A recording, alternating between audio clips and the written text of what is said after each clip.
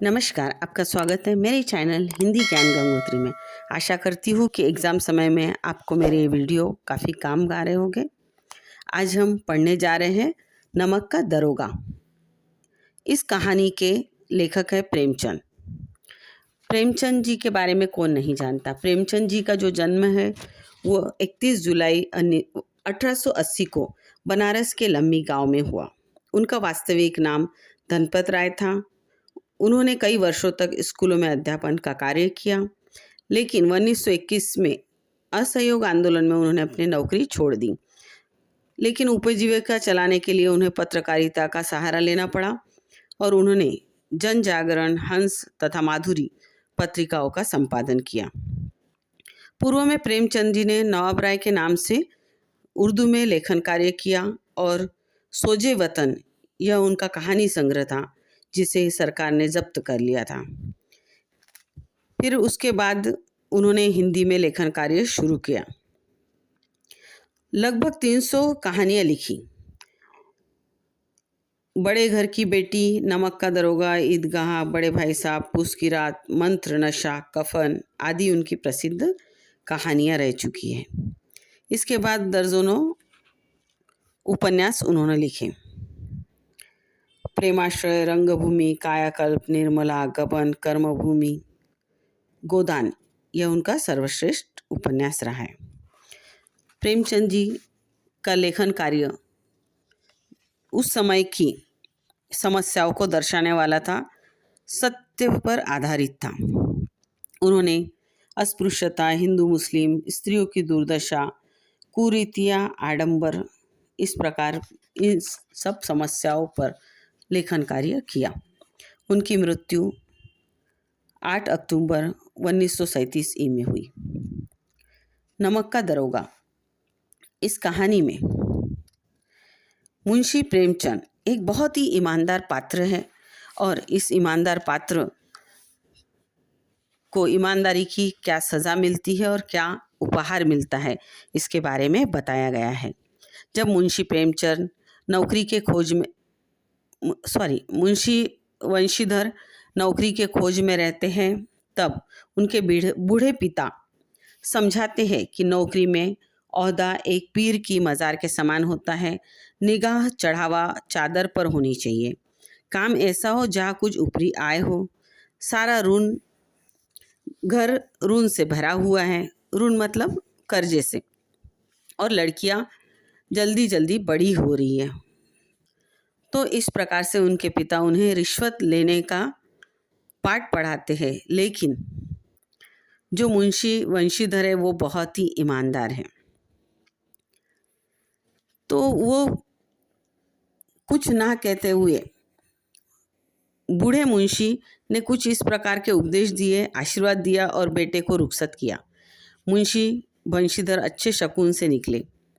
नमक के दरोगा की नौकरी मिल गई।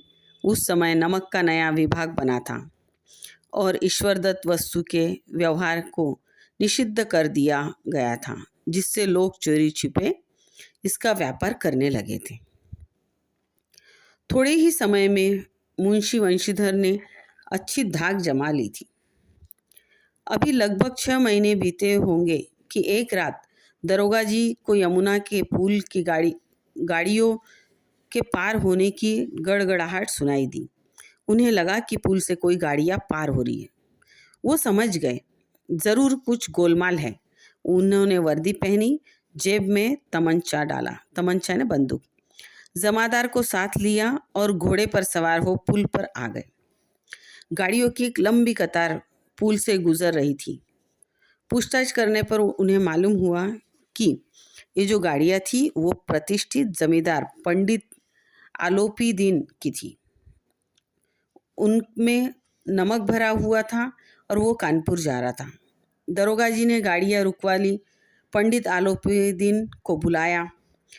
पंडित जी ने रिश्वत की सौदेबाजी आरंभ की और 1000 से बढ़ते बढ़ते 40,000 तक रिश्वत देने की बात की।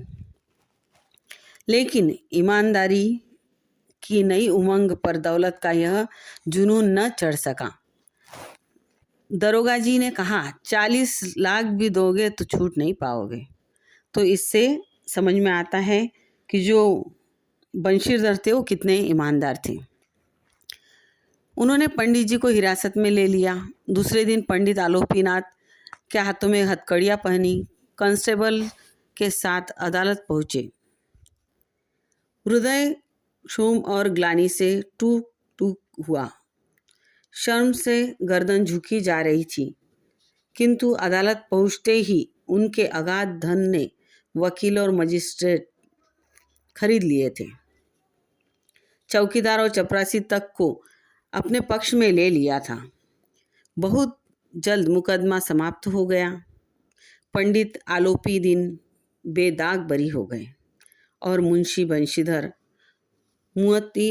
बंशीधर को एक विचित्र अनुभव मिला। न्याय, विद्वत्ता, बड़ी बड़ी उपाधियाँ, लंबी लंबी दाढ़ियाँ और ढीले ढाले चोंगे सब धन के हाथों बिके हुए जान पड़ रहे थे।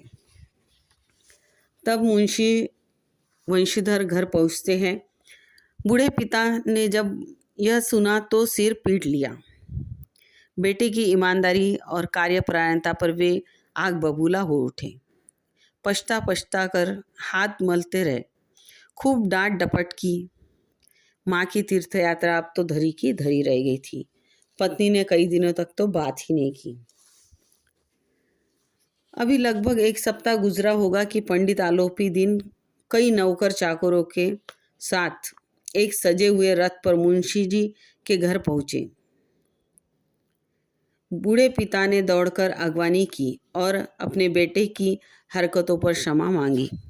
मुंशी वंशीधर समझ रहे थे कि पंडित जी उन्हें नीचा दिखाने के लिए सच संवर कर आए हैं, किंतु जब आलोपी दीन ने उन्हें अपनी समस्त जायदाद का स्थायी मैनेजर नियुक्त करने का प्रस्ताव रखा तो उन्हें बड़ा आश्चर्य हुआ।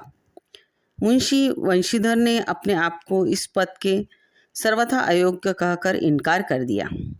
मतलब आज नौकरी छूटने के बाद भी मुंशी वंशीधर कई कठिन परिस्थितियों का सामना कर रहे थे, लेकिन फिर भी उनकी ईमानदारी, उनका स्वाभिमान झुका नहीं।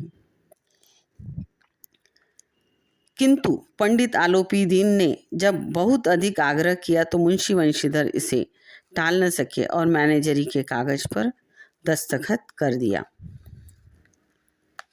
और आलोपी दीन ने उन्हें बड़ी प्रसन्नता से गले लगाया। और मुंशी वंशीधर के ये समझ में आया कि धर्म के आगे धन को झुकना पड़ा। और इस प्रकार से इस कहानी में जो न्याय है वह अंत में सच्चाई की, ईमानदारी की जीत होती है, उसे ही न्याय मिलता है। आशा करती हूँ कि आपको प्रेमचंद लिखित नमक का दरोगा यह कहानी समझ में आ गई होगी।